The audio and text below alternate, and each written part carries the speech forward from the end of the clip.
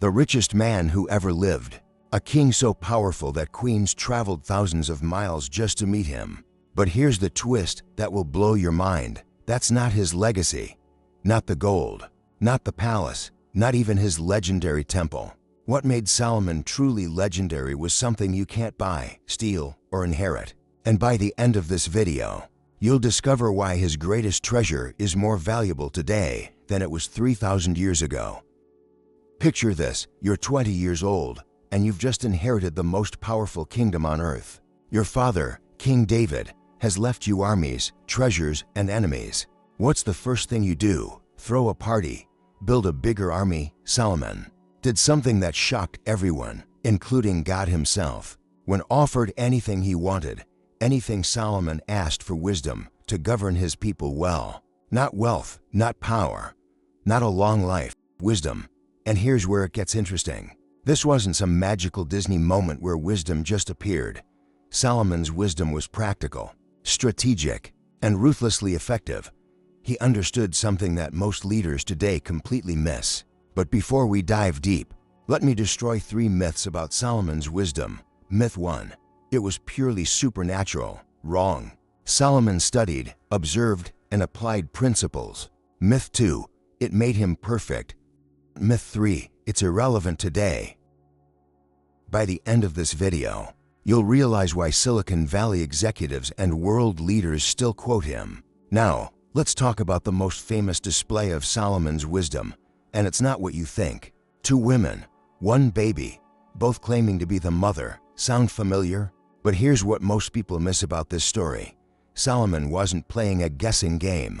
He was conducting a masterclass in human psychology. The fake mother was willing to see the child divided rather than lose face. The real mother? She'd rather lose her child than see him harmed. Solomon understood that love acts differently than pride. He saw through the surface to the heart of human motivation. But this wisdom extended far beyond royal court drama. Solomon managed resources that would make today's billionaires jealous, yet he understood something they often don't. True wealth isn't about accumulation, it's about stewardship. He built infrastructure that lasted centuries.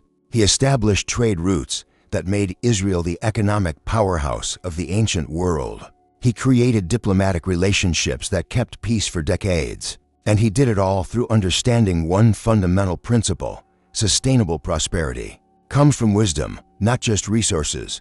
Think about it. We're dealing with climate change, resource scarcity, and economic inequality. Solomon faced similar challenges 3,000 years ago and found solutions that created an era of unprecedented peace and prosperity. How? He understood that true leadership isn't about taking. It's about creating systems that benefit everyone.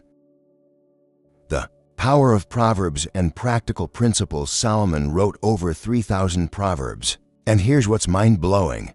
They're more relevant today than ever. Let me prove it. Career advice from 1000 BC. Lazy hands make for poverty, but diligent hands bring wealth. Sounds like every productivity guru today, right? Relationship wisdom. Above all else, guard your heart, for everything you do flows from it. That's emotional intelligence before it had a name. Decision-making framework. Plans fail for lack of counsel, but with many advisors they succeed. But Solomon didn't just give advice, he created systems. His decision-making process was legendary. Step 1. Gather information from multiple sources. Step 2. Consider long-term consequences, not just immediate benefits. Step 3. Test solutions on a small scale. Step 4. Implement with constant feedback. Loop. Sound familiar? This is exactly how successful tech companies operate today. Solomon built the first truly global economy. He had trade partnerships with Africa, Asia, and Europe. He understood supply chains, market dynamics, and cultural differences. His kingdom became the ancient world's equivalent of a tech hub, innovative, prosperous, and attracting the best minds from everywhere. The Queen of Sheba didn't travel 1,500 miles to see his gold. She came to understand his systems. His wisdom had created something unprecedented, a sustainable, scalable model of prosperity. But here's where Solomon's story becomes a cautionary tale for our time. The wisest Man who ever lived made the most foolish mistakes. And understanding this might be the most important lesson of all. Success became Solomon's weakness. He started believing his own hype. He began compromising the very principles that made him great. He married foreign wives for political alliances, bringing their gods into Israel. He started treating people as resources rather than human beings. He became the thing he once governed against. The man who understood that wisdom was more valuable than gold became obsessed with gold. The king who created peace through diplomacy started ruling through force, trusting only in his own intelligence. And here's the brutal irony. His kingdom fell apart immediately after his death. All that wealth divided, all that power scattered, all those buildings eventually destroyed.